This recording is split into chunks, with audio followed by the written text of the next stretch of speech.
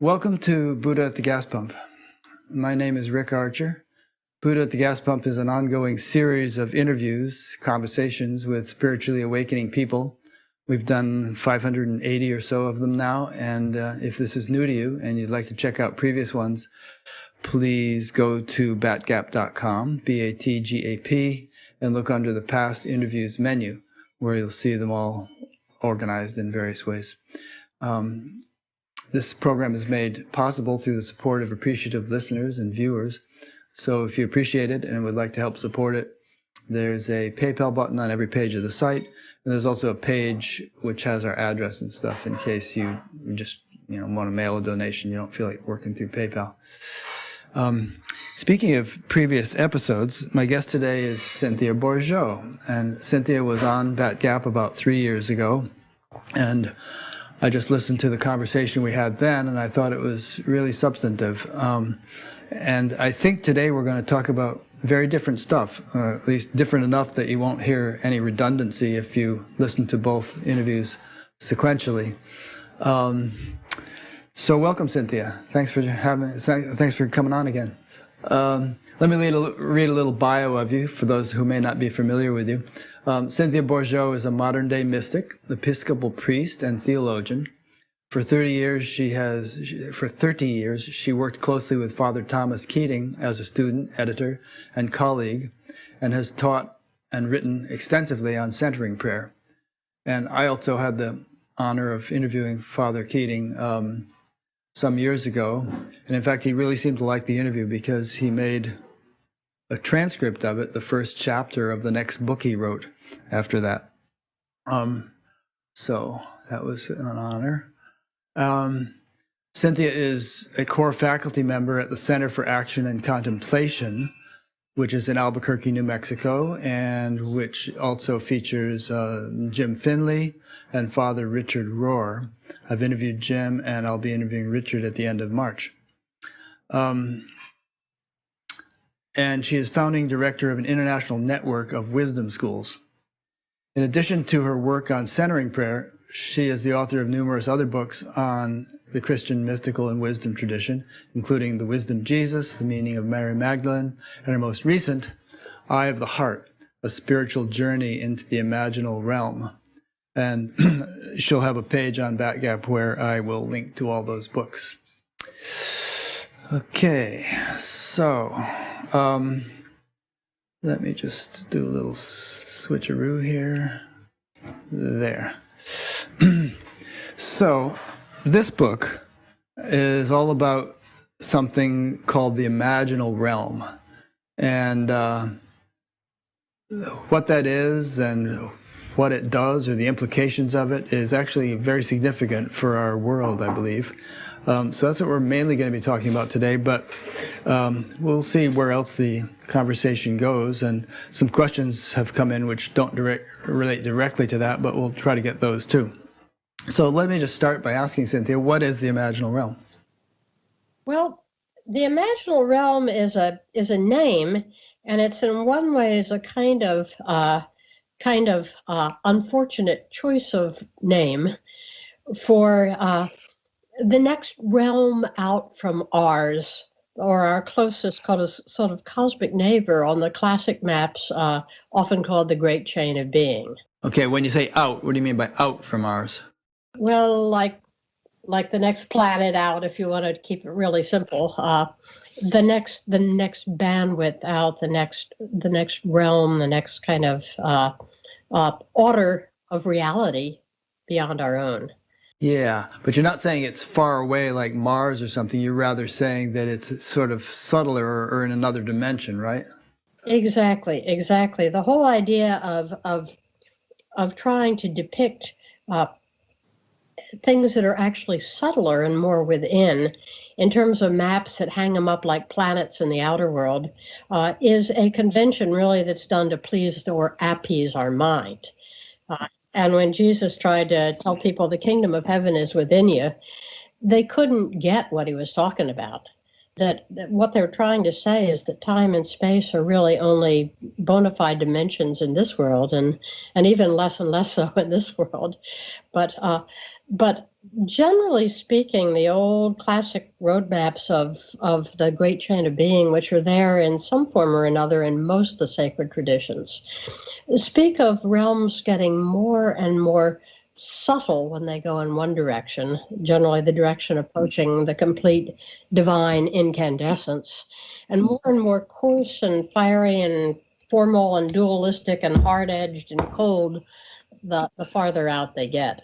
So that's what gives us the map that looks like a solar system. What we're really talking about is different dimensions of reality that coexist and interpenetrate another. Right. So when we say subtle, or we just mean that it's right here, but it's more refined, more, we could say fundamental, more causative, more, more subtle. And the senses don't necessarily perceive the full range of subtlety that exists in the universe or in the world or in our immediate circumstances. We just sort of get a little sliver of the full range, much like, you might see the waves on the ocean, but that doesn't mean you're seeing the full depth of the ocean. Exactly. And one of the things that's also an operational hazard when you start to try and help people visualize it from that dimension is that they begin to think it's a little too easy to then equate it with something purely subjective inside. Yeah, especially if you use the word imaginal. Yeah, like my little inner life or my little inner world or my little imagination. And what the traditions have emphatically insisted is that these realms are objectively real. Yeah. And that in each of our individual personhoods, we still participate in and partake of that same objective reality. So the twist nowadays that was really sort of accentuated by Carl Jung and the Jungians to look in it as a map of your own personal psychic being, really far too much subjectifies it and individualizes it. It's the mistake in the other direction. It's subtle. It's pointless, and it's also coextensive with everything in the whole universe and objectively real. What do you mean by pointless? Well, I mean that you can't pin it down to time and space. It doesn't exist in that mode of retrieval. Right. So if we could take an example, for instance, there's a lot of talk in various traditions of angels and other such subtle beings. And some people have speculated that they might be aliens that came and visited the shepherds or something like that. But what we might be suggesting here is that those were subtle beings, not ordinarily open to our direct perception, that the shepherds, I'm talking about the birth of Jesus event, happened to be able to see at that time, because somehow or other their vision was open to a subtler realm, at least temporarily. Would that fit with your understanding of what we're talking about? Yeah, I would say that fits very well. I mean, in the Christian tradition, the kind of shaggy remains that we call heaven and hell, very kind of vestigial and bastardized remainder of what was actually a capacity to play a much more farther range instrument. That we know ourselves that what you might call heaven states and hell states are already in us. Yeah. You know that when you get in a certain kind of angry, obsessive, compulsive, what the Buddhists would say, when you're in the grip of the bardo of craving, you're in hell. Mm-hmm. It's a psyche, and when you're in those light and spacious states where you can let be and let go, and things flow naturally into other things without fighting, you're in a state that more closely appropriates what we'd call heaven.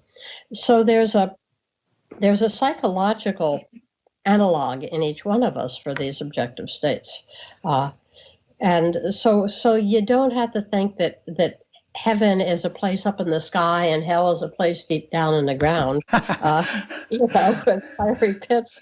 But nor are they just, once again, confined inside my psyche. They're not just metaphors for my private states. It's rather that when we enter these states, we participate, we enter bandwidths of of conscious reality that are actually empirically, objectively true and universal. And how we move within them and whether we feed them or whether we don't feed them says a lot about how reality plays out on the planet. I have no doubt that angels were actually seen above the manger in Bethlehem that night, because the nature of these realms is that this more subtle realm also has more causal power, so that out of it, what you might call phenomena, from angels to crop circles to messiahs to resurrections from the dead, can actually happen in this world. They can take form. And they're again objective, but so I wouldn't like to say that the shepherds of the kings all sort of shuffled off to Bethlehem and just had nice kind of meditation experiences that they were experiencing higher states. I think that they picked up something that objectively happened in the outer realm, but its roots were in a deeper causality in the inner. Yeah, that's great. I think a couple of points here. One is several shepherds saw the angels. And so, I would suggest that here now in the 20th century, or whatever this is, 21st, what century are we in? You could collect. Change back. Look at the governments.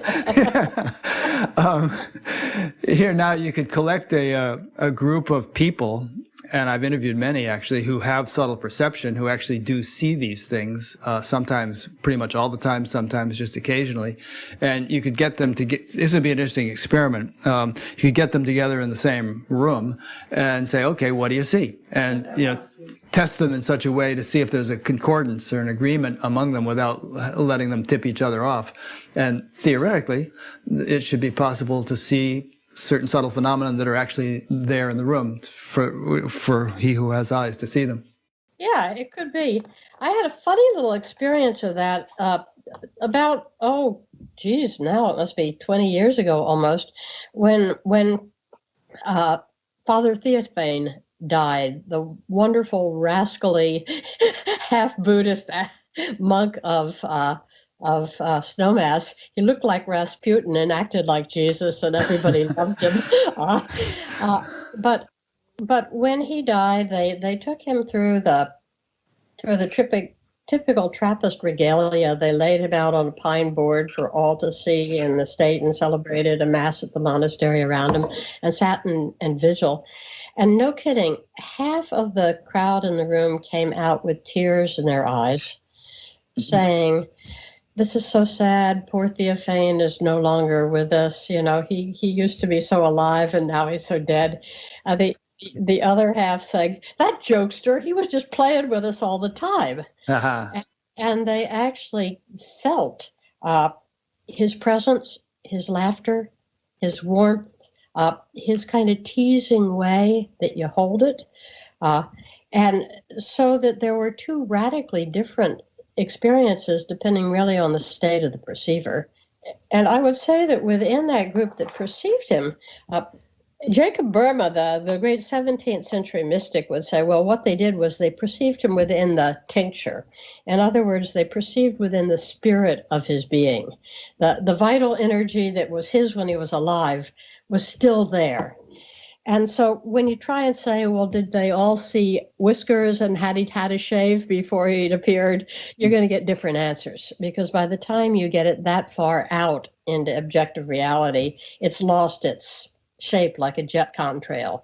But if you can keep it close to actually, what they were all experiencing in their own way, in their own being, was his living energy presence with them and the intention and the will. And that, I think, if you had a machine that could measure it subtly enough, would pick up an objective unanimity amongst the perceivers. Yeah. And what we're talking about here is not that unusual. I mean, we know that dogs and bats and all kinds of birds and all kinds of animals can perceive very differently from us and can perceive things that we can't perceive. And so all we're suggesting is that among human beings, there are varieties of ability to perceive subtler levels or subtler states, and that, it's not unusual that some people can pursue. I mean, even among, common things like music, some people have perfect pitch. Some people can't carry a tune. Some people have really good eyesight, some not so much.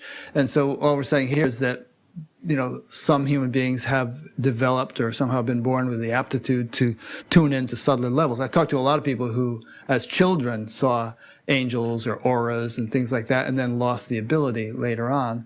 And then maybe regained the ability. So it's just an ability that we could actually develop.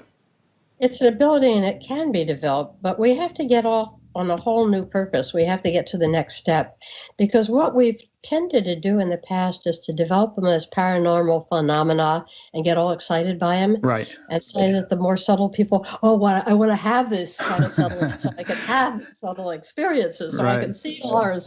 Well, it's like, duh, no brainer. These guys are handing you a bucket of water from another realm because there's a fire on Earth, and you're supposed to stop looking at the bucket and pour it on the fire. Yeah. In other words, if we have these subtle perceptions, it's not to make us spiritual hotshots. Right. It's so that we can do the work that the planet really is set up to do at the scale it's at, that the world can do, which is to transfer and receive and give and mediate energy, which means assistance between the worlds.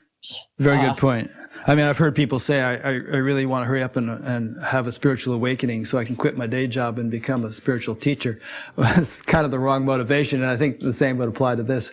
Yeah, definitely. We're all in it for service together, and a person that can render good service, even if they never see an angel floating overhead, but is much more of a cosmic servant than one that sets up a shingle saying spiritual guru because you have a paranormal experience. Yeah. And I've known people who, claim to have a lot of subtle experience, and maybe they did. And yet there was still a lot of, you could say, impurity. And there's a section in your book which relates to this, and a lot of ego. And so it became a badge of honor, and it, kind of went to their heads, and they were using it to impress their friends. And, who knows where they are today. They could be totally off the deep end. Exactly. I was having a conversation with a friend merely yesterday who entered a line of religious work because the teacher on the first day just knocked him off his socks with, recreating etheric experience that was so subtle and so vivid that his whole former Catholic soul just broke open and ached for it. But, in 10 years of having given everything up to follow this teacher, it became increasingly clear that the guy was a fanatical narcissist. And he was eating his students alive, and they were serving him like house slaves.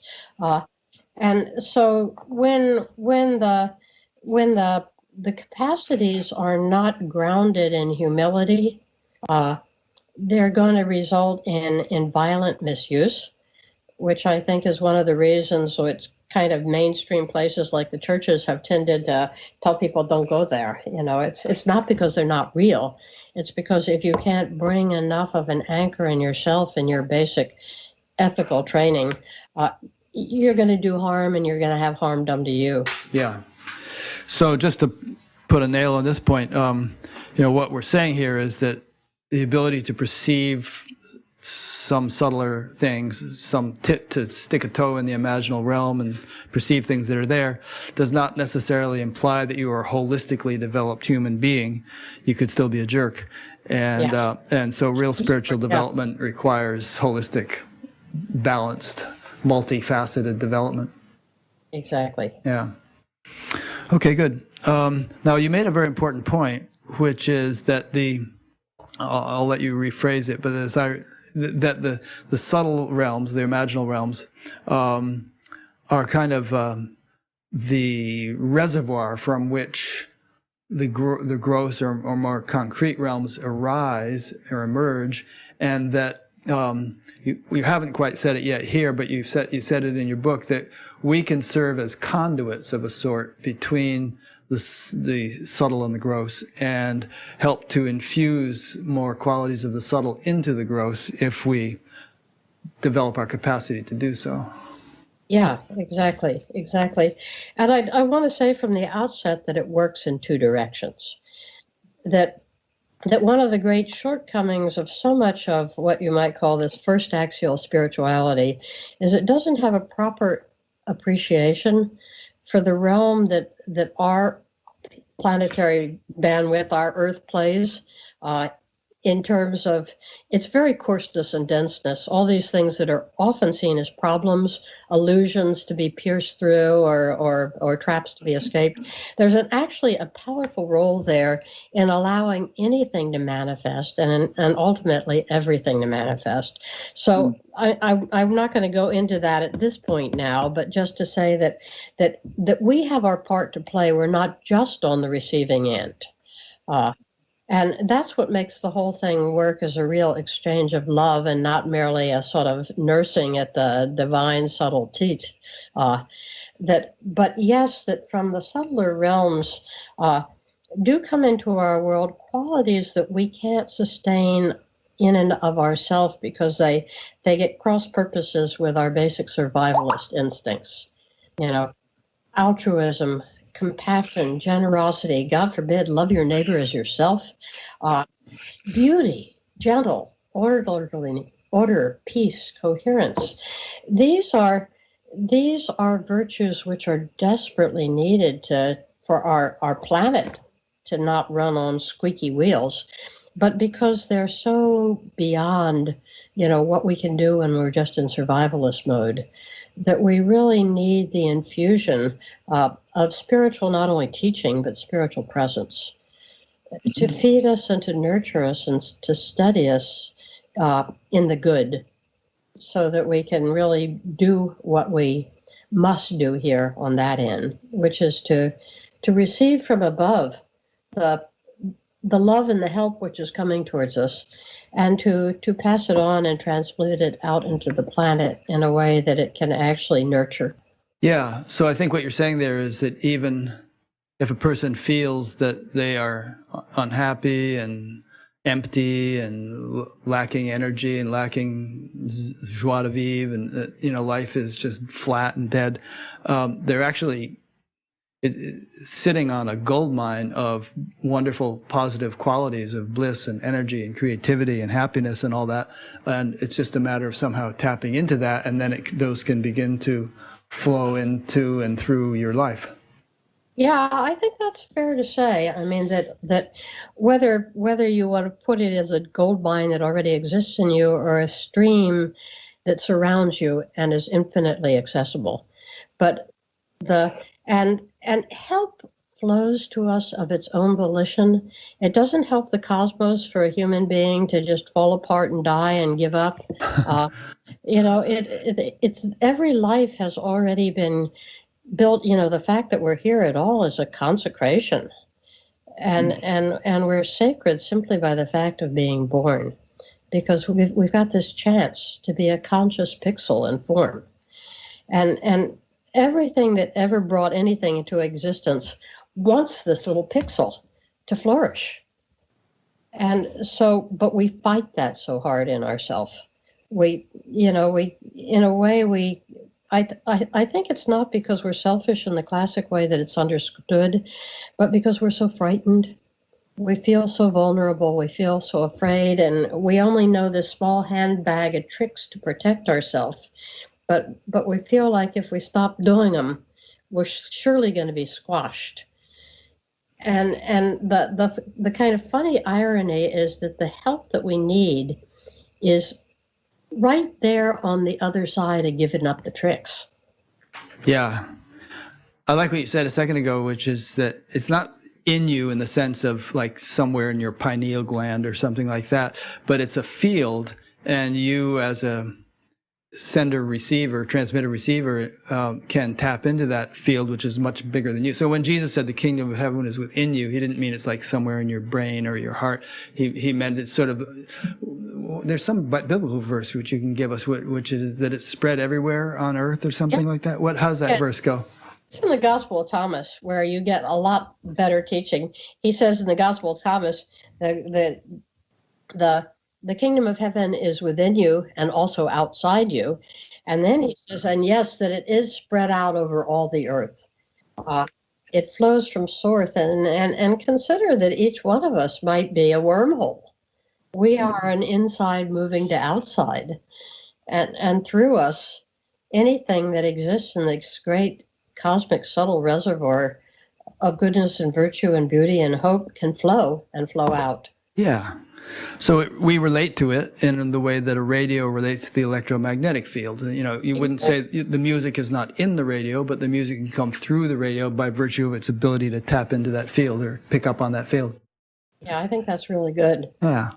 One thing that we've sort of touched upon, and you elaborate much more in your book, is that, you know, this deeper field is much more sort of malleable and also causative. And if we can learn to function from there, then our intentions being aligned with that field and not just sort of, you know, selfish individual intentions manifest quite readily. Can you elaborate on that? Yeah, a little bit. That I guess the easiest way to go at it is to say that one of the kind of conventions that run our planet is linear causality. Uh-huh. You know, and the things that come earlier cause the things that come later.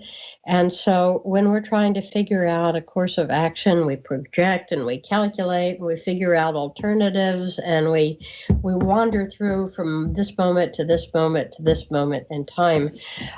Imaginal causality, which is how things work in the other realm, doesn't do that.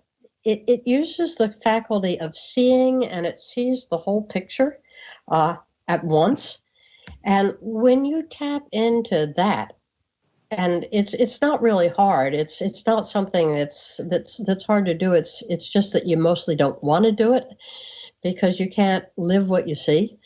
But you can see very clearly that the Quakers talked about this. They talked about bringing everything into the light, and the light wasn't just this little Tinkerbell beam inside them that made everything good. The light was this searing, coherent ray of imaginal causality that if you sat in the light and looked, you saw how the whole picture hung together. You saw the values, you saw the priorities, you saw the dead ends. And if you could stand to stay with what you were actually seeing, then you would basically save yourself a lot of painful dead ends. Because if you saw a course of action was out of the light, even if you tried to do it and gave it your best shot for 5 years or 50 years, if it's out of the light, it's out of the light. And you know that instantly when you let your heart see it. So it's not quite Calvin predestination, like everything was invented because we do have some dance with it. But the fact is that we make things dreadfully painful for ourselves by persisting in this illusion that anything actually exists in linear causality, and that earlier things cause later things, and just trying to chug away, seeing what the options are. We have a capacity of seeing from conscience. And if we can see from conscience and act out what we see, we do the right thing. And it's without conflict. It's without pain. I mean, we may run into difficulty, but we don't get ripped apart inside by inner uncertainty, by anguish, by, well, maybe this, by maybe that. And so the ones that are the great spiritual seekers that we put up on pedestals and call saints, or avatars, or, you know, whatever realized mastery in whatever tradition you're in, are the ones that have not fought that capacity in themselves, but have, first of all, cultivated it. And there's only one way to cultivate it, which is by obeying it. In other words, they've walked in the light. There's no other way to cultivate it. If you see and then you act in the opposite direction, you're going to lose your power of seeing. Yeah, good point. And when you say do the right thing, That doesn't necessarily imply that your individual intellect has worked out all the details of the consequences that a particular action might have. It really means that you've sort of surrendered in a way, tuned into deeply that field that we're talking about, which possesses a kind of omniscience, and a non-linearity, as you said. And so if we can really go with that flow, then things can tend to work out in ways that we couldn't have kind of consciously calculated. Exactly. And I'd like to say, rather than omniscience, which can be a scary word if it sounds like power, I would say it has a moral coherence. Its objective nature is, believe it or not, compassionate. And so if we tap into it, it's not like, well, you just can't beat the big guy. There's a field, it's a way you almost sense, there was that wonderful book by Malcolm Gladwell, so many of Malcolm Gladwell's great books, but he had one called Blink. Oh yeah. Where he talked about how people that were deeply trained in their sport could look at a statue, and say, that one's a fraud. And it wasn't like they took a time with a manufacturing or a magnifying glass and inspected it. They just knew. Yeah. So there's a felt sense to moral conscience, for which, to me, smell comes better. It's the closest way of approximating it. You smell the wholeness before you do anything else, or you smell the insanity. One of the things that's been so hard for me and many of the wisdom group in the waning months of the last government administration is you could smell the mounting psychosis. Yeah. It has a stench in the country, and you just, and you know that before anything can be solved on a rational conceptual policy level, you've got to dispel the skunk all over the road. You've got to bring it back to a place where the energy realms are clear and where the moral coherence has a chance to kick in again. So the seeing we're talking about, is the heart is yearning to give it to you. All you have to do is ask in humility, and you'll see. But the big kicker is whether you're going to then be able to live what you see. Yeah, which can take years of refinement and purification and, spiritual practice and so on, right? Exactly. And there's another side to it. It's that you get resistance from both sides. You get your natural reluctance to do, I really got to quit my job. But on the other hand, you got something that's hot to trot in there and wants to take it over by ego and is terribly, terribly susceptible to delusion. The self-importance hungers in you, and you say, "Oh, QAnon, my new home," and all of it, boom, you're off to go because something in you aches for it's emotional, spiritual libido. You lust for the self-identification that's had there. So a lot of people, I would say, more people do, follow the spirit wrongly because they're not listening out of equanimity. They get excitement in it, they get personal involvement, they get imagination bound up in it, and it knocks them off course. It isn't, the hearing isn't true. It's that they don't have the maturity of being yet not to screw up the hearing when they hear it by an interpretation. Yeah, that's an interesting point. And a lot of the conspiracy theories that are flying around these days do have an element of truth or something to that, like that, but it's being appropriated or misappropriated and turned into a recruitment tool and something which ends up deluding people quite seriously. We could come up with examples, but I think maybe people and you know what I'm saying there. Yeah, I would think so. But in some of the earliest spiritual teaching in the Christian tradition, the beautiful collected sayings of the Desert Fathers and Mothers, I would say that well over half of the teaching, maybe close to 80%, is on the subject of spiritual discernment. Yes. Because out in in the circumstances that these people have put themselves through, they've already indicated with their lives that they're willing to walk the path of opening the heart. You know, they've moved into the desert. They're living in prayer, asceticism, fasting, but you still have to purify that crazy thing in your imagination that wants to leap on, that wants to, oh, my special encounter, the Blessed Virgin has come and touched me, you know, that wants to take it home and make it all about me. And that part is, as the desert traditionist said, is that's where Satan gets in. And they realize that that's part of the occupational hazard of trying to learn to listen more attentively with the ear of the heart, which isn't to say that we shouldn't be listening. It's just that we need wise guides as we do it. We need elders, peers who can mirror truth back and to let us know when we're sailing off course. Yeah, I'm so glad you made that point, and I'm really glad to hear that the Desert Fathers and Mothers, 80% of their writings were about spiritual discernment.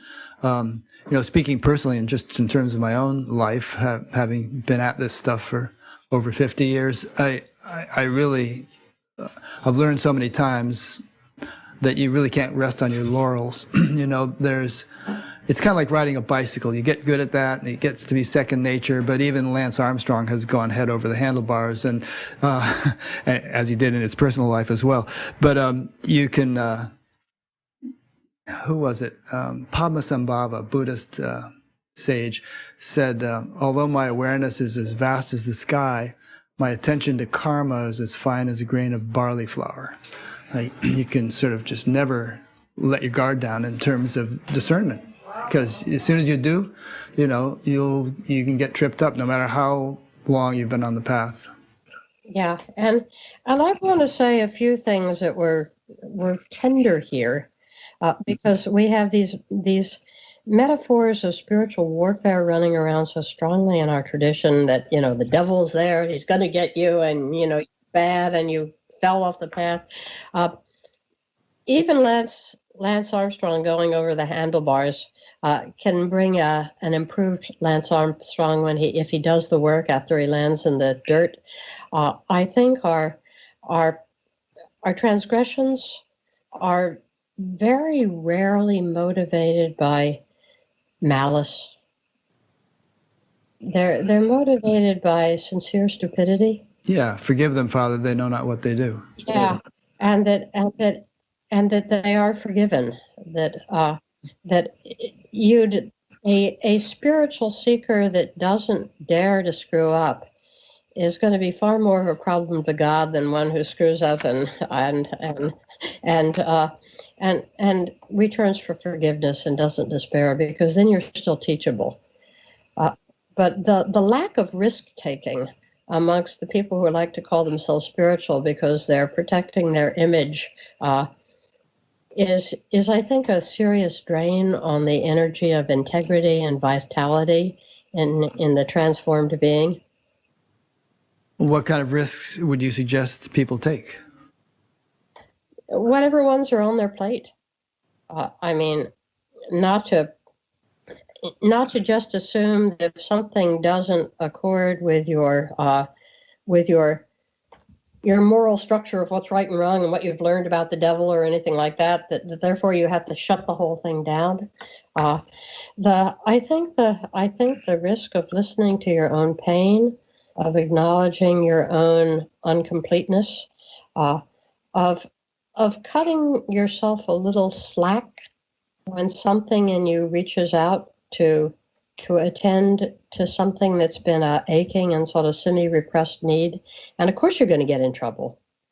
But to not to be afraid to risk treating yourself like a piece of Play-Doh that you've almost got it formed in one direction while you just want to and form it in another direction. Play with yourself as long as you have a self to play with. Shape it, love it, let it go into the ocean of life. Yeah, as long I want to make sure that you're not defining risk taking as an attitude of sort of lax morality. I heard a story just yesterday about some 80-year-old teacher who was hitting on a 20-something woman in his satsang who was coming there, and that could be defined as risk taking. But yeah, I would tend to define it as, stupidity or inappropriate behavior or, clouded judgment or whatever. It all flows within the absolute strictures of do unto others as you would have them do unto yourself. And a risk taking that results in harm to others because you're exploring some fascinating facet of yourself is evil. It's in the classic word for it, it's sinful. Because you have your own life to play with, but if you drag somebody else into the fire with you, their blood is on your hands. Mm-hmm. We may have covered this, but here's a bit from your book that I've copied down. Imaginal causality possesses intelligence, agency, truthfulness, and its own legitimate ways and means of carrying out its purposes here in these lower realms. So we're saying again that this deeper intelligence or this deeper field has purposes. And it almost seems like it's an animate, intelligent, conscious being of sorts, the way you're describing it here, with will of some sort, and an agenda that it wants to accomplish. You want to elaborate on that idea a bit? Well, I think that's not too far off in a kind of macrocosmic way. For some reason or another, I'm taking my seasonal deep dive into Jacob Boehme, the magnificent sort of 16th century German shoemaker, peasant, who's probably the most out there cosmogonic mystic we have on the whole Christian path. But he asked the question, and I always come right back to this: why? Why? What was it that made, and for the moment, let me use the God language because that's the easiest way to phrase it. What was it that made God want to create in the first place? If you're living there in infinite bliss and harmony and endless unity, why create? Where's this thing come from? And Boehme keeps coming back to this question again and again and again. He calls it in one point the scientia, the science, the secret. And in the book I've been working through now, the 40 Questions of the Soul, I noticed that what he really said is that what God wants to do, what the divine cosmic being wants to do, is to communicate its heart, to show what love is. And to show what love is not only a matter of giving love, but a matter of receiving love, a matter of being seen in love. Like when you stand naked before a beloved that you trust and your beloved truly sees you. It's a tremendous intimate urge.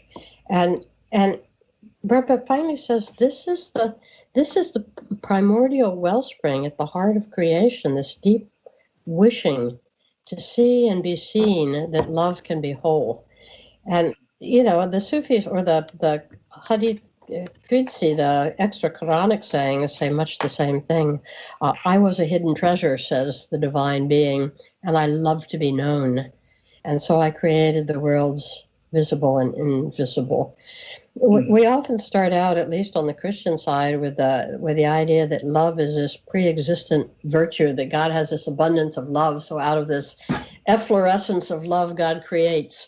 But the great mystics have said something else, that the whole world, in every bit and piece, from the vastest of the cosmos, the most subtle realms, to the leaf and the pixel and the barley grain, are part of a great dynamic gristmill whose final product is the showing forth of the divine heart. And so everything in the cosmos, in all realms, tends toward and is ultimately bound together in one by the aim of revealing the fullness of love. And it takes a whole world to do this. It takes many, many realms. It takes particularity to do this. Love is not served when everything melts back into unparticularity, because love, a field in which love can manifest, is a relational field. And so everything in all ways, in all orders of being, contributes to that being, which is why I can say with such confidence that the imaginal realm is of a higher order of moral coherence. Its compassion is more fine-tuned. It's not doing things to trick us, to trip us up, or to diminish us. And that as we lean into it, what manifests in our light through that act of entrustment is the capacity of the qualities to emerge into this planet that lead to a stabilization of love, to a greater manifestation of the divine heart. That's beautiful. To me, as I was listening, I was sort of thinking in terms of trying to get a God's eye view of the situation. And, when there's absolutely no manifestation or diversity whatsoever, then it's kind of just like, we could say flat ocean. And it's kind of like you're lying in a bathtub and the water's warm, but you've just been lying there so still for so long that you don't feel the warmth of the water. So you slosh around a little bit and now it feels warm. So creation is the sloshing of God's bathtub, and the warmth that is being experienced is ultimately love. Is what you're saying. Right. And suppose that the sloshing not only just kicked up the radiant coal, the remaining coals of the water that was already getting cooler, but what if it actually generated love? Right.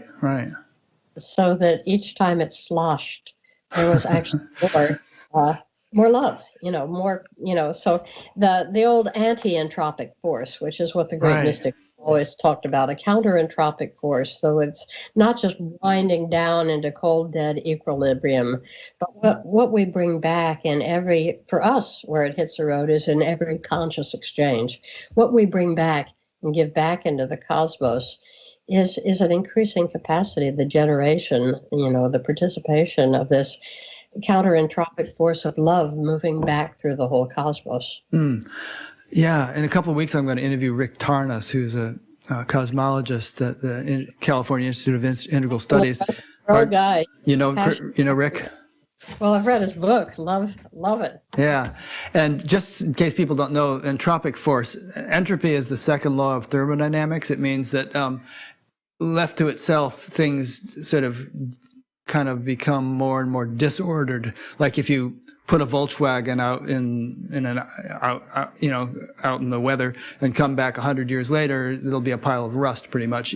You couldn't take a pile of rust and put it there and come back 100 years later and find a Volkswagen. Rats. Pardon, rats. You just wrote my dad. And so the fascinating point is, why is there anything? To quote another cosmologist, Brian Swim, you leave hydrogen alone for 13.7 billion years and you end up with rose bushes and giraffes and opera. How did all this beauty and complexity come out of amorphous field of hydrogen? And so there is this anti-entropic principle that you just mentioned, which somehow keeps infusing order and coherence into what would otherwise just be a homogeneous soup. Exactly, and that too is a purpose of creation, at least according to some crazy mystics like G.I. Gurdjieff, that the whole thing serves as a counter-entropic force that holds the whole thing in being. So our role as conscious human beings out here in this, to use the spatial map, this very remote corner of the realms of being, subject to end of things, we yet have a very, very important point to play, almost a pivotal point in the turning of things so that they move from entropy into implicate order, as David Bohm called it. You know? And so to loop back to something you and I were talking about in the beginning, our role as conduits between the gross and the subtle is to sort of funnel coherence or negative entropy into manifest creation. Yeah, yeah, exactly. And we do so through the alchemy of our own lives, you know. And I'd want to really emphasize that, because when you use the word conduit, people can also think, well, you just sit out there and meditate and you become a channel and goodness goes down. But the real work is done, at least according to many of the Western mystics that I most particularly care for, when we ourselves working in the laboratory of our own being are able to shift a state from a lower state, a denser, primitive survival, a health state, to a higher state through conscious work, to release a passion, to see through a compulsion, to show up when your heart is broken, to do anything which is a work of a human being, which is typically just beyond us.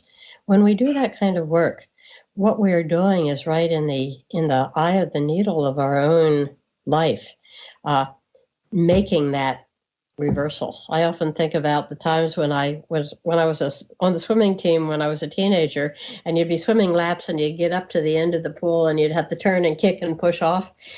For me, that image of the turning and kicking and pushing off has become a real powerful one for what happens when I'm suffering in my psychological state. And rather than just giving into rationalization or pity or blame or despair, actually do some of the practices that have been so carefully taught and entrusted to me over the years that can shift the state. And into my own life flows goodness, but I know that out of my own life into the planet has come the coherence that I've effected in that moment. Yeah. Good. Okay.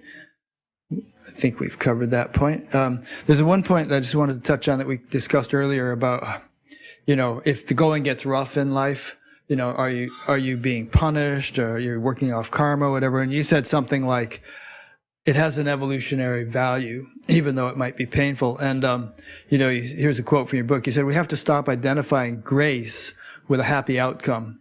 The imaginal's mercy always reflects the big picture, and just as there is tough love, so also is there tough grace. Yeah. And so this speaks to the sort of the fundamental evolutionary trajectory of the universe, that no matter what happens, if you can zoom out far enough, it can be regarded as in the stream of evolution, ultimately. And that might sound harsh or cruel or insensitive or something, but you have to sort of nuance your way into it to appreciate that point. But I really feel that's true. I think that's a very true point. And you're right, you have to nuance your way into it, because you have to bring your whole self with it. You can't just take the little part that you call spiritual and zoom out. That's spiritual bypassing. But to the extent that you can really bring your whole being along, that it slowly learns that when it moves into the grace, when it moves, even though the grace is at first seems opposed to what your personal will was, you realize you're not going to get what you wanted. But what you actually get is going to be better. And it takes the longest possible time to see that, because we hang on so hard to what we want. And so as long as we do that, and as long as we already know that it doesn't look like the train's going to go that direction, we feel like we're oppositional to grace and we're being denied grace. And so we keep saying, can I have grace? And we keep picturing it as, please give me what I want, please, I'll be good, give me what I want. And finally, you learn that the cosmos says, no, the grace is just following where I'm leading you, because it's going to be better. You're just going to get yourself in trouble if you do this thing your will wants again. And I really think, Rick, there's nothing but a long or a short ride on the school of hard knocks that finally teaches you that. There are a few beautiful, innocent souls that get it from the start, I'm told. that know right from the start that that the path that's open to them is the one that's going to be most harmonious for them to walk. The most of us just keep racing down these blind alleys and running into the bricks, and coming back to where we made the wrong turn and realizing that the turn that we knew all along that we didn't want to take, when we actually start walking it, saying, damn it, we begin to see it opens and it's luminous and it has a richness to it that we could not have expected if we got what we wanted. Yeah. And that's what I mean by tough grace. Well, you know what the great mystical sage Mick Jagger said, you can't always get what you want, but you try sometimes, you might find you get what you need. Yeah. Yeah. I guess maybe it's a matter of learning to want what you get. Yeah. And the thing about some people just waltz into life and it goes smoothly for them and they don't seem to run up against these brick walls. I think we all come into this life at different levels of spiritual evolution. And, we don't need to get into a whole discussion of why that happens. But, some people, as the Bhagavad Gita says, Arjuna asked Krishna, what happens if you're on the spiritual path, you don't get enlightened? Do you not perish like a broken cloud? And Krishna goes into this whole thing about what may happen in between lives. And then eventually, if you're really fortunate, you'll be born in a family of the pure and illustrious, or better yet, in a family of yogis. And you'll just pick up where you left off. So I know you and I had a conversation about reincarnation in our last interview, and we didn't quite resolve it, but that's one way of looking at it, that we all come in at different levels and we pick up where we left off. Yeah, and sometimes life has its own way of working with things. And I had a friend who had a charmed life. I mean, he had such a charmed life. He was patrician born to begin with.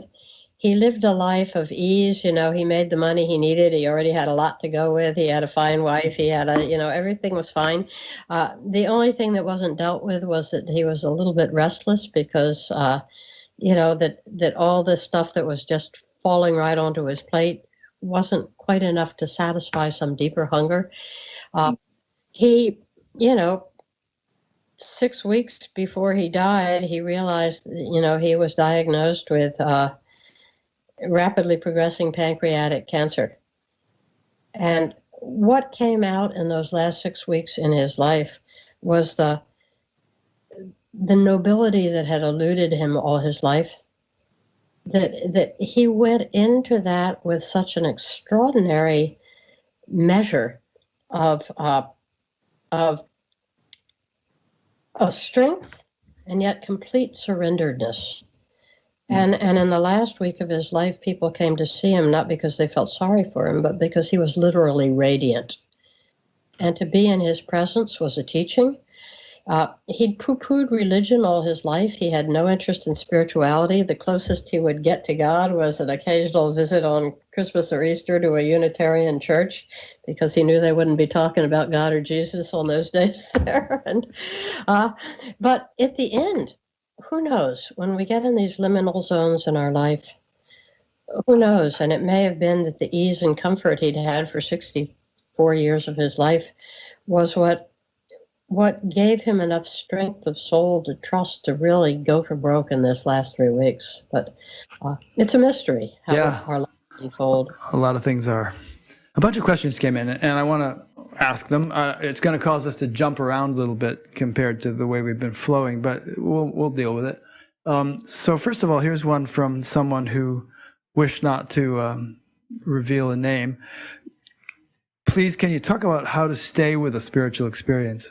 Energetically, I've felt a build-up to a shift or opportunity a number of times over many years, not knowing how to respond or how to not get caught in some anxiety that suddenly seems to be present. The moment passes and I feel it actually being withdrawn. Each time is different and leaves me in a state of anguish. Thank you. Mm-hmm. I actually love the teaching on this point that comes from the Alberta guru, John DeRuyter. Yeah. And I think whatever else you may say about John, he nailed it on this one. that he had this mother lode of an spiritual experience when he was a very, very young adult, 22, 23, that they worked intensely to get it, and they finally got it. And he walked around in this amazing bliss for a while, and then he felt it receding. And it broke his heart. It absolutely broke his heart. He kept trying to get it back, and it kept going. It kept going as steadily as a tide when it starts receding. And he finally realized that he had to stop looking for the big, that he had to be content with the littlest and the least. And he had to realize that it's not the nature of a spiritual experience to sit there and become part of your trousseau. They come and they go. And it was only when he could really bring that genuine, authentic surrender of possessiveness to it that it came back. And it came back on its own accord. And I said, my goodness, this is hopeful. It helped me a lot, because I know that we all start with this kind of map that we pile up spiritual experiences, and out of them we build the castle of our enlightenment. And so you want to stay as long as you can, prolonging the intensity of the state. But when you do, you can't integrate it, because you're stuck in prolonging the intensity.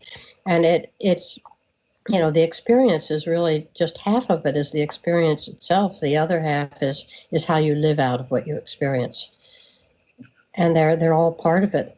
So very often, most spiritual experiences I find go away because we're trying too hard to hold on to them.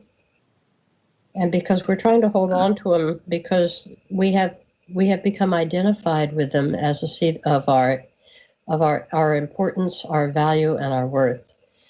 And you have to consistently learn to shift to a deeper place of humility, to let it go. Yeah, come on back when you want, or don't. Good. And not to fake it, but to really be there. There are some spiritual practices that will build up your body so that you're able to more comfortably stay. The other side of this is that your body is your protector, and that when you're running more spiritual energy through it than is good for the system, it'll shut it down rather than blow the fuses. And as you really work with experiences of sensation, as they're taught particularly in the Gurdjieff work, as you learn how to bring sensation into your body, balance it in all your centers, move it volitionally around your body, breathe in, breathe out. As you begin to learn to do the things to ground and intelligently move, the by nature higher energy, the higher voltage of spiritual experience, then it'll stay longer, because it's not going to put you at risk. But so it's somewhere in there, the combination. But I think the attitude of gentled surrender, so that you can treat it with a kind of quiet equanimity. I'm not going to say indifference. Is the real tiebreaker in the thing. Yeah. A few quick points. You're probably familiar with Ken Wilber's states versus stages talk. You can have all kinds of blissful states, but states by definition come and go. Stages tend to be a more kind of a stable platform that gets established. And very often it's many intermittent states that cultures the mind and body to stabilize a higher stage, which then becomes more stable. Like in India, they used to dye cloth by dipping it in the dye, bleaching it in the sun, dipping it in the dye, bleaching it in the sun, going back and forth. And each time it was bleached in the sun, it lost its color, but you do that enough times and it becomes color fast, even in the bright sunlight. So that, and and we're culturing not only the consciousness, but we're culturing the nervous system, neuroplasticity and all. And, I imagine an enlightened nervous system and the brain of an enlightened person is quite different in the way it functions and compared to the ordinary person. And there's evidence of this in research. And that's not going to happen overnight. It's going to take, years, decades to really shift and transform. Yeah, so good. So we don't hang on to blissful experiences. They're nice when they happen. They'll go away, but they end up, over time, it gets integrated. Okay, so another one. This is from Michael in the UK. Cynthia mentioned something about being able to smell psychosis. Can you ask her to elaborate? I know some people that say they can smell entities or really strong entity attachments on people with strong addictions, for example. Does she mean something like this, or was she speaking more metaphorically? It's not metaphorical. No, it's actually a scent you pick up. And one of the most powerful books that describes this and helped me to get a sense of it was this wonderful book called "And There Was Light" by the blind Frenchman Jacques Lucérin, who became a World War II resistance hero. He was blinded in a freak accident when he was 7, and while he never again gained his physical eyes, he learned to see by being able to navigate by reading. He began to get a sixth sense, like he could smell deceit in a room, like you could smell musk in a men's locker room. Yeah. It's that vivid. I think he actually used that, and he became so good at it. They actually brought people before him to interview for, if they were going to let him into the resistance, to see whether they were lying or not. Interesting. But it's not a hard sense to develop. You just have to begin to let you do it. You can go to dinner at a room, and beautiful, beautiful, beautiful home, and everything is fine and everything's in the right place. You can tell in an instant their marriage is in trouble. Why do you pick it up? Nothing is said. But that all our emotional transactions have an energetic signature, and psychosis has a huge one. You can, once you get used to it, you can begin to tell when you're in madness. And sometimes the way you tell it is by watching what it does to you. Both on a cognitive level, it scrambles you. You can't think straight. But if you try and do that in a visceral sense, you notice that you're being fuzzy and fuddled and confused and sort of vaguely anxious without being able to work your way out of it. It's sort of like a kind of fuddled anxiety state in which deadly toxins swirl like dark energy currents, and all of a sudden they hit you. It's a very, very powerful signature once you're used to it. So it's a very good drill to go into places where the emotional, the energy set is strong. Go into a church where prayer has proven valid, as T.S. Eliot once talked about it, and sniff the odor. It's not just the smell coming up from the incense, but the smell coming up from the faith of all those who have prayed there before. You pick it up very quickly. Nice. Yeah, and so what you're hinting at here also is that we're not just talking about the olfactory nerves and molecules that might be floating around in the air, but there's something in the imaginal realm that is, we could say, really out of kilter in certain circumstances, even though on the surface the circumstance might seem perfectly normal and fine. You smell it. Yeah. You smell it, and you feel it in other ways. Exactly. It's interesting to say, Rick, that you might say that the way that even the question was posed there from Mike about is it either or? Is it a physical sense, or is it a metaphor? Well, the imaginal bandwidth is what takes up the slack between the two of them and turns the whole thing into a continuum. It's not a metaphor, nor is it something quite as heavy as a physical smell. Right. But it's in between, and to see those things from metaphor to physical smell on a continuum. And a lot of the actual healing and mediation in this world is done in that bandwidth.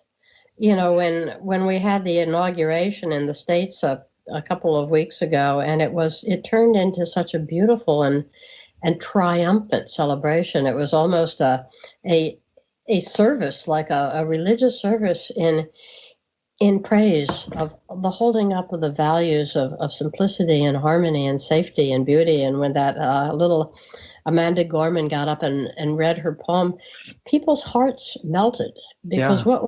what was being manicured in that ceremony was not the words themselves. I mean, they were part of it, but it created an overall energetic field of reconciliation, of healing, of goodness, and safety.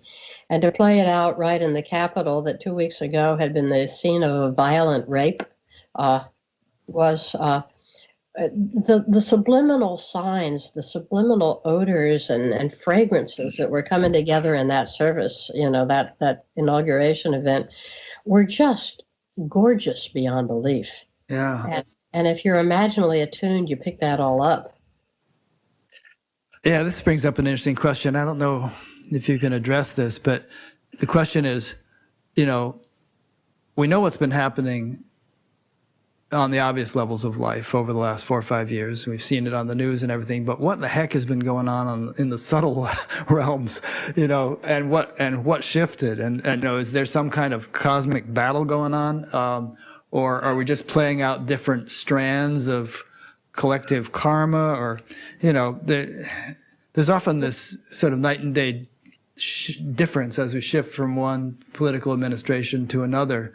And, some people are in tears, some are heaving a sigh of relief. I mean, I just always get the sense that there's a lot, actually even more going on in the imaginal realm than there is on what gets reported on the evening news. Yeah, we're clearly in a period of destabilization. And I want to see if I can talk about this carefully so I don't fall beneath the water into, political statements or things that I have no business making publicly. But I very much like Jean Gebser's map about structures of consciousness. It's sort of like Ken Wilber, but a little bit different because new structures emerge into consciousness, and once you get them, they exist like rooms in a museum. They're discrete. They don't fold into and get plowed into the next level, but they each have to be bells that ring. We're very, very clearly in the kind of birth canal of the emergence into culture as a cultural form of what Gebser and Wilber too calls the integral. And all the kind of, obsession about our personal enlightenment and awakening are a part of this. But there's a struggle. And it's a struggle that's gotten accentuated because it's not just, the new versus the old, but that the era that's waning right now, our kind of dying middle structure of culture, has repressed at times brutally, demonized the mythic and magical, which are needed. We've systematically taken apart religion. We've taken apart the Catholic Church. We've taken apart, morality. We've discontinued to public worship, public virtue. We got no use for these things. We're evolved, and what I think we're seeing that's resurged, has had such resurgence around the world, is the repressed and demonized magic and mythical culture, which are very, very, very unstable at this point. And then we've got to work to come to terms there. So I think there's real work that's ahead of us on our plate, healing these divisions from a deeper place. Because I don't, and given that we've got our more than enough crazies and lunatics and insanity going, this is not to try and take away personal responsibility, but it is, we have to address things at a deeper and much more compassionate level. I think the other thing that I'd say is going on cosmically, again taking a kind of Teilhardian view of it, is that human beings have really become an invasive species, not only for the planet, but for the whole cosmic great chain of being.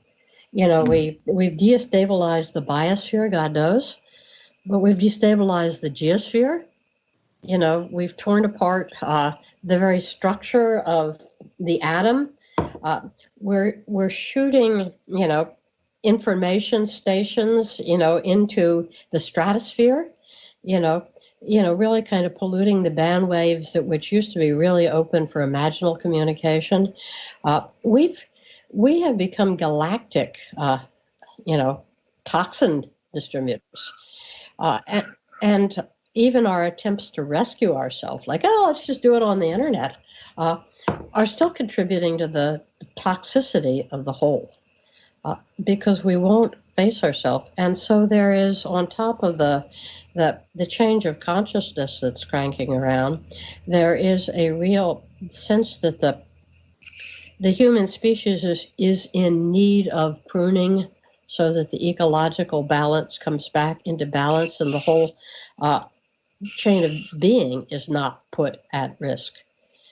And without trying to be Pollyannish or hysterical, I mean, it's just, there it is, folks, when you look at it at a Taylorian standpoint.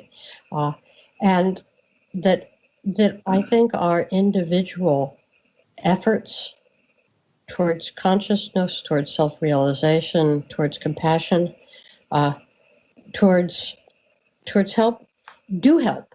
They tip a balance. There's a powerful story coming from the Old Testament when the King Josiah, at the end of a very secular period in Jewish history, where all the old textbooks and the sacred gestures have been forgotten and trashed, discovers the scrolls from the temple. And he reads them, and he realizes what's been lost in it. He rends his clothes and cries out on the ground, the Old Testament scripture says, and begs for repentance. And God rescues him. And God hears the cry for repentance and spares them. And I don't think those stories are out of date. They're told in mythic language, which God knows we could use some more of these days. But they tell the story that our human hearts collectively owe the great chain of being a profound act of rending our clothes and repentance. And it's frustrating because you can personally be a good person, but you collectively belong to a hysterical, manic, and dangerous species. And that the price of this is really written in your own willingness to surrender your life. I mean, some of us will die. We're putting our eggs in the baskets of the vaccines, and hopefully they'll turn a corner. But no corner is going to be turned long until we've done the work of moral conversion and of returning our souls to alignment with the purposes of love for which this whole created order was brought into being. So in other words, for me, the micro work goes on. The self-realization, the awakening work goes on, but not so much as a personal achievement as a cosmic service. The prayer, the repentance, the moderation of our lifestyle, and the willingness to pay individually the price of our collective shame and guilt, I think will be a step towards our healing. Wow, that was very eloquent. Thank you. A few quick thoughts on that. You said pruning. Are you expecting a big drop-off in the human population? And for what and why and how? Is it going to be pandemic, or is it going to be Bill Gates's nanoparticles, so to speak, which is a conspiracy theory I don't believe? I don't want to get into conspiracy theories or things. The easiest way to do it is just by straight up Teilhardian evolution. When a species gets out of balance, the natural forces within nature which move to want to stabilize a whole system will move to correct the offending and unbalanced parts. And I'm not talking about a vast cataclysm like death has been given, reap 10 million of them before you leave the planet. Sometimes it feels like that, and it's quickly mounting in that direction. But something of that order, that we're going to come out with not as many human beings as we had before, and no matter what we do, we've already lost. We've already lost 500,000 almost in this country that didn't need to be lost in some way. So the pruning has gone on already. Right, but so far it's just a few little buds compared to the whole population. But I mean, looking at climate change, I saw an article the other day that said, by the end of the century, Phoenix will probably be unlivable. And that's also true of New Delhi and many other heavily populated cities. Yeah, you go to California and watch, and is it going to be one if by flood, two if by fire? I mean, we can see, and it's been shocking even in the last 10 years how climate change has reached a tipping point. That certainly it's not too far off that the world becomes uninhabitable for human habitation, because we're a pretty finicky species. Right. 6 degrees centigrade would do it. There'd be no large mammalian life. We're done. The biosphere will probably survive in some sort of atrophied form for a while, but it'll build back. I laugh sometimes at all this sort of solicitous liberal hand-wringing, well, what must we do to help our poor environment, as if we didn't think that the poor environment was already saying, well, just, we'll take care of ourselves, thank you. Let's just get rid of this pest, So yeah, I mean, we are going to see unimaginable changes, and I think that it takes a certain amount of extraordinary bravery to live in our world right now. Because we're seeing the fruits of millennia of neglect, and we're reaping it. Who knows? I mean, I can say in 10 years. I can remember when there were more birds. I can remember when winter was colder. I can remember when there weren't fires in California every season. Sure. We're seeing it. We don't know how, but we are in a period of very great destabilization, and the work of a conscious human being is needed more now than ever, but not for the old reasons we used to like to give it.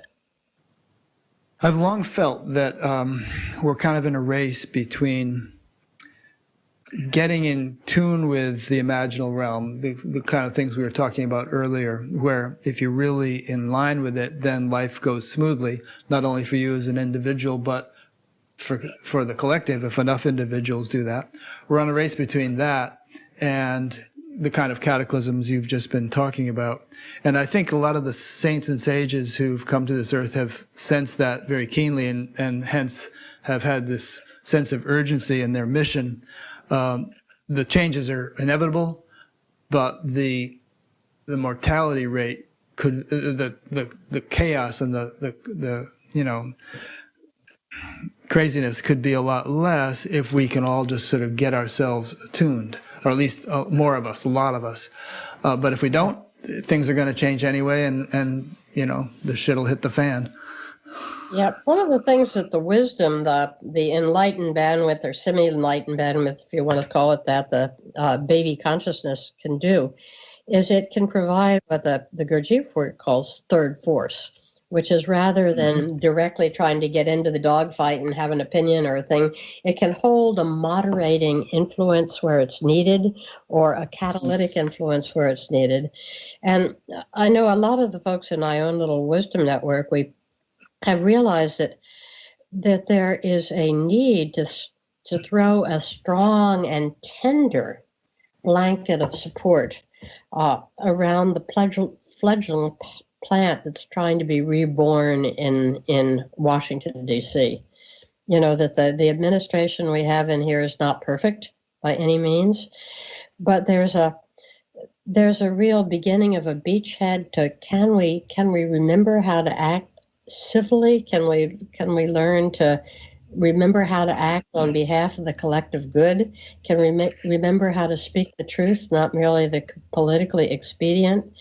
And our group has been really working on the Jesus' teaching on the fruits of the Spirit, that are joy, peace, truth, forgiveness, forbearance, and a few more in the Philippians quote about whatever things are noble and lovely and beautiful, think on them, and to try to consciously generate and transmit goodness and whole heart intercessory prayer to that place, because if that one gets taken apart by the divisive energies that have now been pushed to the suicidal and homicidal spot, unless that can be diffused, we don't have even a measure of order, systemic order, to begin to address these huge global, misdoings that are now afoot.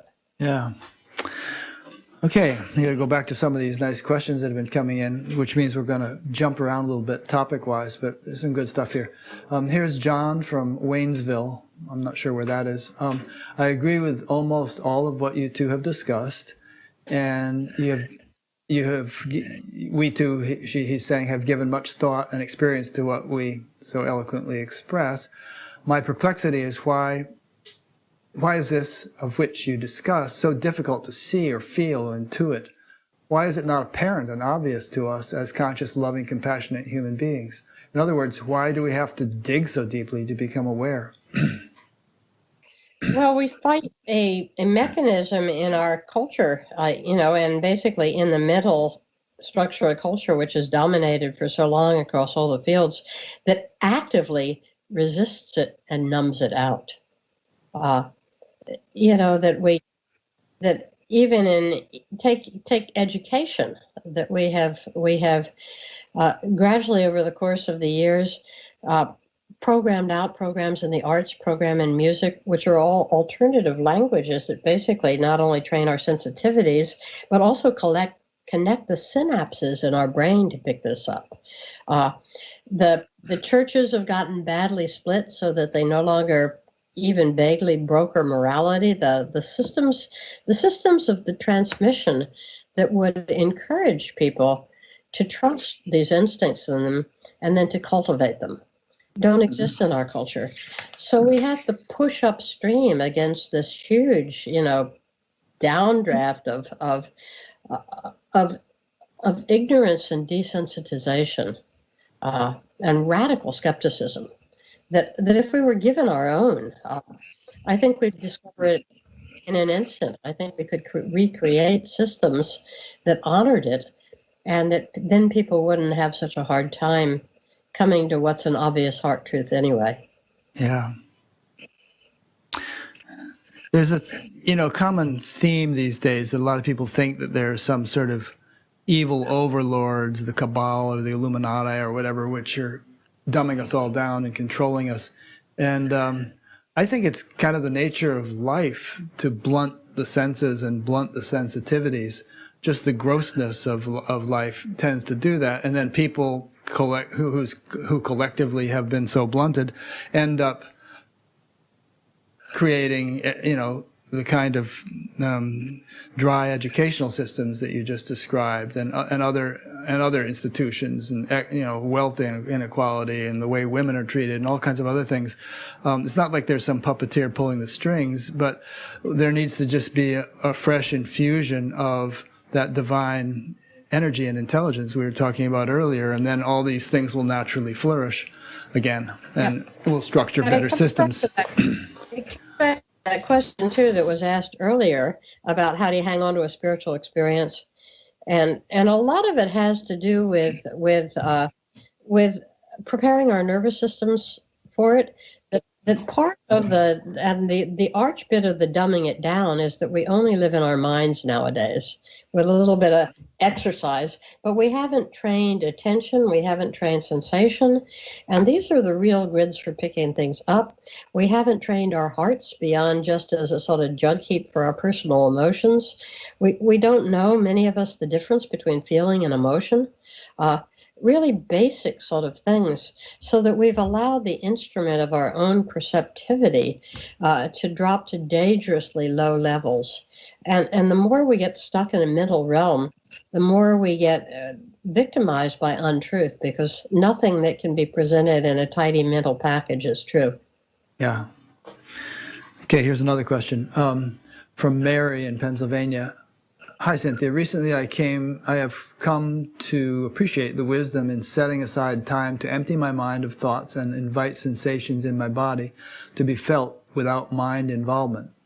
Do you think that endeavoring in this practice will enhance living more fully in the sensation of the heart space, thus becoming a vessel streaming the love and energy of God, our source? Mary, I'd want to say that what you're doing is absolutely wonderful. Keep doing it. First of all, it doesn't hurt. That as you work with that, you're pulling the plug on the mental chatter and you're inviting sensation. It's not altogether simple. Outer sensation is easy to get going. First, to bring sensation to the hands as you sit and invite it. You learn bringing inner sensation so that you can actually, as they talk about, bring attention to the area in the chest. It takes a little bit longer to sensitize, but as you begin to work deliberately with increasing the level of actual sensate aliveness in your being, it does help the other things to come online. And as soon as you do that in the area of the heart, it immediately will begin to teach you the difference between feeling and emotion. Because emotions are the stories that your mind and your will tell about what you want. And feeling is this great sensation-based intimacies and intensities that sweep through the cosmos like a deeper ocean rhythm. And we're geared to pick them up. They're ambivalent. I mean, they're multivalent, and they each contains the other. In sorrow, there's joy. In joy, there's sorrow. But as we begin to feel them, yes, we do bring ourselves much more in line with becoming worthy recipients of the burdens that we are asked to carry as human beings. So yeah, keep working with those practices. They're very good. Good. I think you must have used the word obeying earlier. Maybe we were talking about being aligned with the imaginal realm, not sort of violating its laws. But based on that, Christiane asks, could you elaborate on what you mean by obeying? I am a single mother and have a full-time job. I often have the sense that I should sit in prayer, and I want to, but I have responsibilities as a mother. I often have this tension inside, within, knowing I want to obey, but I want to be there for my children. Yeah. Well, the word obey, which we tend to hear in our Western language as knuckle under to authority or to submit to something, actually comes in Latin from the word ob audire, which means listen from the depths or listen to the depths. So what it means is deep listening. And the part that we put all our attention on is an outer action. And very often an outer action will become an externalized or projected action. So I would say that the real obedience in this point is to listen to your children, to listen deeply and to honor the fact that as a mother and as a single mom, you're carrying a burden, and God is carrying that burden with you. And the burden and the joy that's going to be brought with it is the aliveness and the responsivity and openness to your own kids. If you let it turn into my kids are pulling me away from the spiritual life, you've lost it in both directions at once. God never makes such monstrous demands.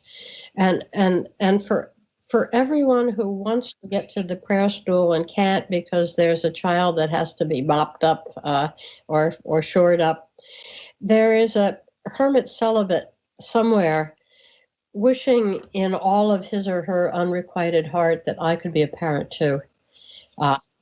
They're carrying your prayer for you. You carry their child. Oh, that's beautiful. Thank you. Here's a few questions from our friend Doug Scott, whom I interviewed last week. He's read your book all the way through, and he's in on a second reading. He said, you mentioned in this book, Eye of the Heart, you mentioned the law of three, and you've written extensively on it. How do you see, in your other book on the Trinity, how do you see the law of three playing out in your story arc that you shared in your new book? Example, was your previous emotional and spiritual life before the Greek, you're going to have to explain these things, the affirming force and meeting the Greek presented as the denying force, or was your relationship with the Greek an affirming force and then the split, the denying force? You're going to have to define all those terms in order to answer the question. Yeah, well, without getting too much into the adventures with the Greek, which is a good reason to buy the book, that I would say that one of the things that you have to work with when you're working with the law of three is to, if you're going to use the words affirming and denying to apply them to a force, you have to realize that they're applying in a physics level, not a moral level. The affirming force is the force that pushes the action that's driving it. The denying force is the force that's either pushing back or else providing the medium through which something flows, like a delta provides the medium for the Mississippi River to flow through. So when you think about it that way, it makes it a lot easier to analyze. Because when we get it, well, the affirming force is the one that's good in the situation. As soon as you get it tangled up with a priori morality, you're not going to see anything. So once you realize that you're talking about, well, what's really driving the action? Then the next question is, well, look and see. And very often you can play it either way. And in fact, in the Gurdjieff work, I'm going to turn on the light because it's getting dark. I was just going to ask you to do that. Very good. Dark in Maine. That very often you will flip a situation when you realize that what you thought was the affirming force was really the denying force, and vice versa. Like I remember, we really flipped that brilliantly with a clergy conference in North Carolina, memorably a few years ago, when the clergy came in all depressed and dispirited because, like every clergy, they're facing older, shrinking congregations and lack of hope. And they were lost because they said, well, we're the affirming force, but the secular world is fighting back with us. They're the denying force. And so, of course, they could find no third force because the initial configuration was wrong. Said, well, what if you flip it? Secularity is the affirming force. Hey, people are going to take their kids to the soccer practice on Sunday morning. They're not going to bring them to Sunday school. That's driving the show. And so what if the denying force that the church is bringing is a kind of necessary friction that slows down the action enough so that the new just doesn't take place in a vacuum? What if you are creating enough time to create a container in which a genuine new can arise? And what if you're transmitting these values, not with some sense of big evangelism, but as a sense of offering them into the future? And it was like, all of a sudden they got their role in a whole new way, and you could feel a force of dignity and calm moving in, which was the third force. So over and over, the teachers in the work that have asked people to work with these things is to say, don't take that as something that you could solve as easy algebra. You'll spend about, a couple of years of your learning curve learning how to properly identify what force is driving the show in a situation.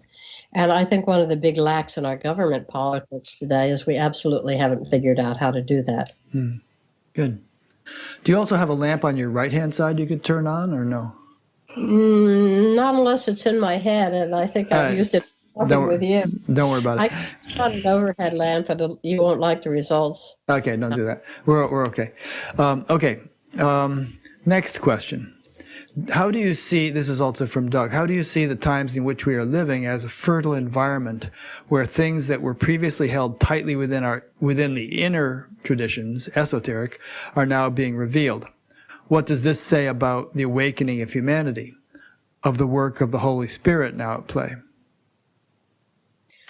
Well, wisdom schools have traditionally come to the grounds in times of destabilization just like this.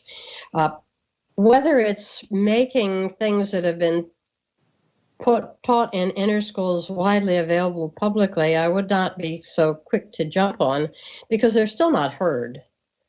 I mean, that because basically what the inner tradition has as its safeguard is that you can't understand it at all until your being is ready to receive it. And so I've I've been teaching some of these concepts sort of publicly out in the living school and places like that, but it's really wonderful that only like about 5% of the people have even a clue of what I'm talking about. The rest of them are just trying to fold it back. Well, is this the same as the Trinity? Bring it back to known reference points. Most of the people who take the law of three think we're just talking about Hegel all over. Synthesis, thesis, antithesis, synthesis. So they just assume I'm talking about the same old thing. So I have no fear of the treasures of the inner tradition being thrown like pearls before swine before their time. But if we can bring the actions that flow out of these into the world exoterically, that's all that's needed. The know-how will open to people as they're ready.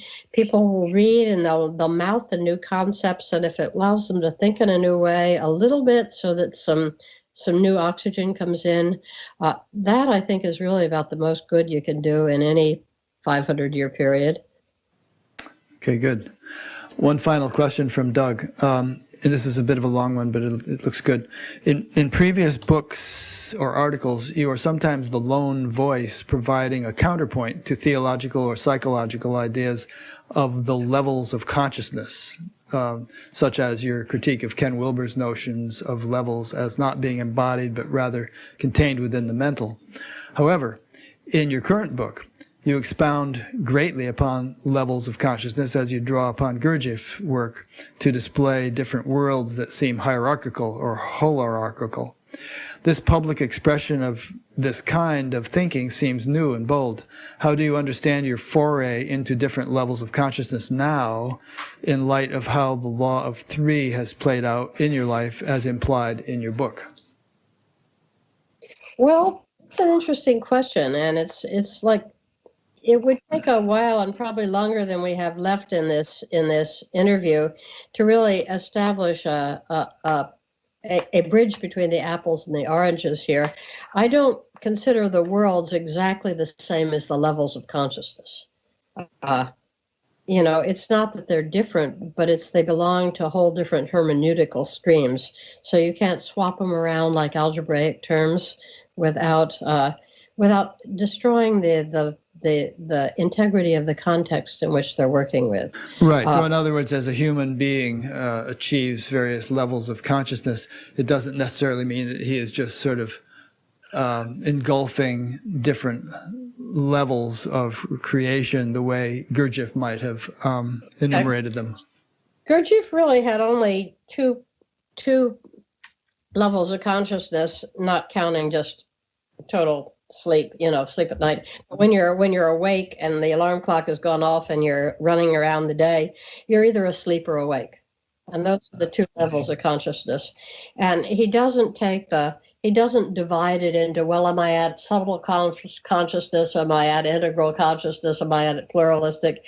You're awake, and there's quantitative descriptions, and enlightenment therefore is not some sort of plateau on a ladder of consciousness. It's something that you can enter in any moment of life, and you may stay in it in a nanosecond, or you may stay in it for 30 years. But it's awakeness is a being alive in all three centers of your physical being, and detached but open and alert, receptive, and in that state, imaginal causality can easily play. It easily downloads. Christic or causality can sometimes download. I mean, you really can begin to receive the structures and the modalities of other realms when you're awake. When you're asleep, which is where most of us are most of the day, none of this can happen. So again, the real problem is trying to make the maps sync up, because if you assume they're easy kind of equivalents, and Gurdjieff is talking about the same things that Ken Wilber is, then you're never going to be able to make an easy transposition between these two very, very different lenses into reality. Yeah, we won't get into it right now, but I would say that there are many degrees of awakening. But anyway, there's so many different ways of parsing this out. This is from Vic. I've greatly appreciated your teachings on the 3 centers of knowing. Recently, I was introduced to a practice that also included the, quote, spiritual womb, or sometimes called gut center, and have found this such a powerful and generative center to practice and live from. Do you have a sense of how a spiritual womb center might fit in with the other centers? I think it really, really does. That there are, that while Gurdjieff basically talked about 3 major centers of awareness, your moving center, your intellectual center, and your emotional center. And he did not specifically identify them with what you might call chakras. He didn't as tightly pin them to places in your body. He had variant ways of doing it. Nonetheless, he has many exercises in which he really is quite interested in having people learn how to take sensation, and by moving sensation, place it in what essentially amount to what we classically call the chakras. And there's some very, very powerful exercises that are done that actually bring attention and place it in exactly that center. And the results are distinctive, very powerful, and vitally different from when attention is placed in like the heart center or when it's placed in the solar plexus. So I would say that while the Gurdjieffian teaching doesn't make a huge deal about it in the way that it doesn't call it out in the way that it has importance in the traditions you've been working with. It certainly is known, and it's certainly actively practiced with by people that are working there. Okay, good. 2 people asked a question similar to this. This is from Lisa in Portland. From a mystic viewpoint, what does it mean that all our sins are forgiven because Jesus has died for us? How much time do we have left? Yeah. Well, of course, it's funny. I was just writing about that this morning. That statement is absolutely true, cosmogonically, at a cosmic and mystical statement. But the big problem is that it doesn't make sense at the level where it's usually tried to be held in theology, which is at the personal, and human level. You were bad. Eve ate an apple, therefore the whole world fell, and therefore Jesus was come, and he was sent by either an angry God as a demanded sacrifice, or else he came himself willingly because somebody had to pay the price for this damn apple, And my 5-year-old grandson said, "Grandma, what came first, Adam and Eve or the dinosaurs?" So atonement theology has got a very, very good instinct in it, but it's held at the wrong scale, at the wrong level, which makes it incomprehensible. What you get in this when you do it at a mystic level, which is what Burma was certainly trying to do, and Teilhard was trying to do too in a way, is to essentially say that there is an inherent turbidity, turmoil, agitation built into the conditions that allow anything to manifest at all. Think back, if you can, all the way back in the interview to Rick sitting in the tub sloshing the water, remember back when? But things have to get agitated in order for things to move from the stasis of non-existence into finite manifestation. And this agitation, which is actually deep in the inner impenetrable matrix of God, keeps getting moved out in its own forms throughout the levels of creation and winds up as fire, as passion, as heat, as light, as generativity, and of sin. So, and of course, we own our bit of it when we stumble and fall and screw up. But there is an analog in the divine heart. We participate when we touch the pain, when we touch the agitation, in one of the necessary and tragic and painful costs of the arising of anything. And it hurts the divine, if you want to put it that way, as much as it hurts us. We both share in it. And so in that sense, Christ comes as the cosmic mediator because the conditions have to stand. And by that I mean, if you remember back to what I was saying earlier, that that something very, very precious happens in this planetary bandwidth, and it happens because of, not despite of, the darkness and the pain and the confusion and the agitation. These are the conditions that are necessary for the final alchemical transformation into pure love. So it has to be.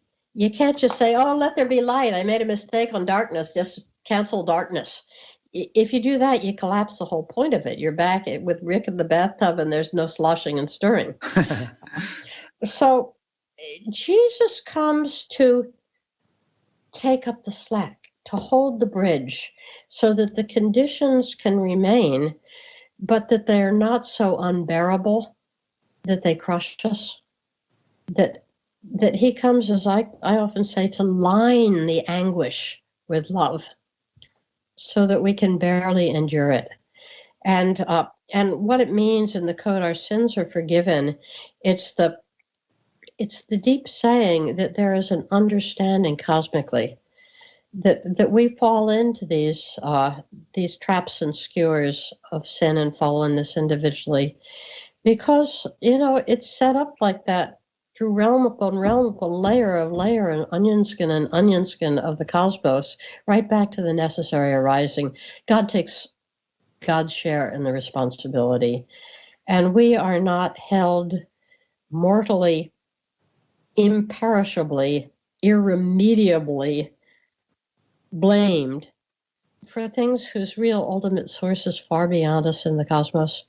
We're joined, we're accompanied, and the purpose and the forgiveness is to give us the strength and the courage and the hope to stand up again when we get knocked flat, and to not trust that the universe is broken beyond repair or that love cannot reach us, to trust and to begin again in that trust. So that's how I would interpret it. There is no sin, there is no evil, there is no shame, either by committal or by non-committal, by avoidance, that cannot be accommodated. You're not lost. You're not so bad that nothing can save you. The universe is for you. You are loved. That's what that means. My sense of things, I'd be interested to know whether you agree or disagree, is that, it says somewhere, I guess, in the Bible that God is omnipresent. And if that is true, then there's nothing but God. It may appear that there's non-God from our limited perspective, but we are God, experiencing from a limited perspective. And, if there is something that is not God, then God has holes in them, And if you look at anything closely enough, this book or my finger or anything else, and look at what's actually going on there, look at a single cell under a microscope, you see this incredible display of intelligence, just unbelievable what's going on. And and you could go anywhere in the universe and look closely enough, and you see the very same incredible display of intelligence playing itself out in different ways. So the whole thing is God. And like you said earlier, God couldn't just say, well, just let there be light and not have any negative stuff, because then there would be no relativity, there'd be no diversity, there'd be no polarities, there wouldn't be a universe. Exactly. And so God owns God's part in the price of the arising, and helps us to own our part in it too. So that's well said. And of course that's what the Muslims have been chanting all along. There's nothing but God. There is only God. There's nothing that is not God. Yeah, and I think the Christians have been saying it too. But if you try to say that, you get in trouble because they're misinterpreting what you're saying. They're saying that me, I, this person here, I'm God, and that's not what is being said. Yeah, exactly. Yeah. Okay, so is there anything in this book that we should have discussed and haven't gotten around to discussing that you'd like to bring up before we close? I can't think of anything much more. We've been at it for a couple hours almost, and I think we've covered the turf pretty well. I mean, I think we've talked about the big ones of the validity of all realms, the indispensability of them. I would say if there was a takeaway message, the question of why is this relevant right now? Because it can sound like it's really arcane. I mean, wow, we got this world called the imaginal world, and what is this? And where is it? Show me where it lives in Iowa. But is that Fairfield or is that? I think it was Woody Allen that said that God is omnipresent except for certain parts of New Jersey or something. Yeah, God knows. But the point is this: that help is available to us. And that as we human beings suck it up and stand up and do what we know in our heart of hearts we're required to do as human beings, to be good planetary citizens at this particular place where we're incarnate right now, to leave the place a little bit better than we found it, to carry on what's been given to us at such pain and cost from from past generations, to not let sacred things be smashed and trashed, to remain sane, to remain trusting, to remain beautiful. There is help from the imaginal to do this. And we need merely quiet our minds, open our hearts, and recommit our willingness.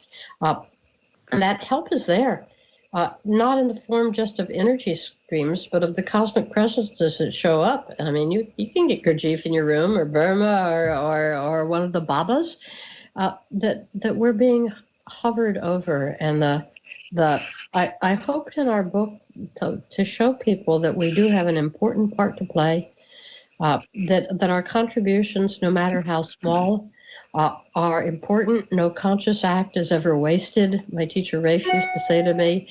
And that if we can continue to hold the faith and hold the trust to make the conscious acts of growing up, of living faithfully in this planet and consciously in this planet, we're doing some good, and help will come to us in more than the measure that we offer. Beautiful. All right, I want to quickly show your websites on the screen here. So you won't be able to see them, but I'm showing them now. So this one is, and I'll be linking to them all from your page on Batgap. And this one is The Wisdom Way of Knowing. And you have 3 websites I'm going to show. What is it that's different about each one? What is this one about, The Wisdom Way of Knowing? The Wisdom Way of Knowing is probably the most meticulously arranged and exhaustive archive of everything I've ever done. It's got talks, it's got videos, it's got all sorts of stuff, and it's got a brilliant indexing mechanism that goes with it, like a university college catalog. So you can type in almost anything you want and get it. And it's the the creation of a woman who's been a student of mine is a technological genius, and it's an act of love and service.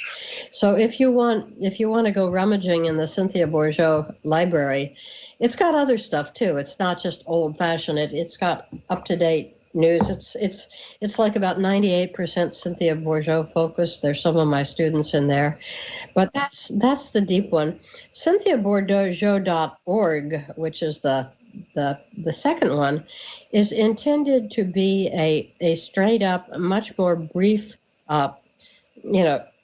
colorful, topical, present introduction for people who want to get a first sort of flavor of my work and find out where to go next. And the third website, Northeast Wisdom, which is currently under development and is going to shortly, when we're finished with it, have a major sort of remake and reboot, is really the collective work of the Wisdom Network that's been brought into being around this teaching. So I'm a part of it, but I'm not the only part of it. It's really a wonderful source of the people out there in the field that are the awakening human beings that are standing together to do the work. It's got teachers, it's got teachings, it's got practices. You can tune it up, or you'll be able and practice along. It's got a wonderful little in-house Facebook group where people share really deep spiritual conversations. So they all have a slightly different focus, and as long as one doesn't have to be the survivor and the other two disappear, I think you've got a website for every boot. Cool. Wow. So it seems that you've got so much out there that one could become a full-time Cynthia Bourgeotist and do nothing else for a year or two at least. That's great. What a way to waste your life. Yeah. Well, thanks, Cynthia. I've really enjoyed spending this time with you. It's been great. I don't know if I told you, but I'll be interviewing Richard Rohr towards the end of March. Maybe I said that already. Yeah, you did. So that's exciting. That's a good coup. I mean, yeah. You're not Oprah. How did you rate? I don't know. Persistence. I felt like I will have won the trifecta with you and Jim Finley and then Richard Rohr. I got the three of you. Yeah, yeah. Well, we've got two more that have joined the faculty at CAC too, as they build into the new generation, since most of us are now in our 70s, and they're definitely people to watch. They've got Brian McLaren is there, who's been doing marvelous work with from a recovering evangelical basis. It's really worked with enlightened activism, and Barbara Holmes, who's a professor and a brilliant, heartful woman of color, is really trying to open up the contemplative journey so that it's not been based entirely on the experience of white male celibates, but to show what its iterations are like when it enters non-white cultures, how it's been kept alive in American history, in the wonderful alternative modes of contemplation in the Black communities. And we saw a lot of that spirit just moving right back into our inauguration again. So you've got a few more to interview there from I noticed them on the site, and then I haven't had a chance to really check them out yet, but I would like to interview them too. Depth and diversity of voices, so they're definitely things to, as the CAC tries to keep pace with the catalyst that it's been in society, and not get stuck in a comfortable niche, but to be right out there where the breaking edge of consciousness is looking at new players and new voices. And in case people don't realize, the CAC is the Center for Action and Contemplation, and that's the organization based in Albuquerque that you and Richard and Jim and these other two people are Brian and Barbara all work for. Yep. Right. Mm-hmm. Great. And I imagine I know that has courses that one can enroll in. So that's all. Take the Living School, or you can take sort of piecemeal online courses, some of which are offered by me. it's really trying to create an alternative mode of Christian education, which is contemplation centered and action oriented, and doesn't let people split into one camp or another, but says they have to inform each other. Great. Well, you're doing great work. A life well lived. Plus, as we saw on that one website I just showed, you're a sailor, so you've done, Yeah. you live on this little island off the coast of Maine. Right. And the book begins and ends with a sailing trip that was a deep wake up call from heaven. So you can take a look at that. Great. All right. Well, thank you, Cynthia. So again, Cynthia's book is The Eye of the Heart. I'll be linking to it from her page on BatGap. And thanks to those who've been listening or watching. If you look at the upcoming interviews page on BatGap, where some of you have gone to post a question, you'll see what we've got scheduled for the next couple of months. And that page keeps getting updated as we invite new people. So thanks again for doing this, Cynthia. And my pleasure. Yeah, it's really been enriching. Okay, well, we'll work for it. I know we've had some streaming today, and we'll be looking forward to posting when it's actually, Yeah, it should be up in 2 or 3 days. Okay, great. Well, let the troops know, let all those websites know, and they'll get the word out. So. Okay, I'll let you know. You can tell them. Okay, thank you. Okay, good. I'm hanging out with you. Stay warm. Oh, I will. It's going to be in the single digits for a few days, but then it's going to get back up to a nice toasty 17 or 18 or something like that. God, and you'll be used to it by then. I'll get out cross-country skiing. Here, you're about to be expunged. All right, talk to you later. Bye-bye. Bye.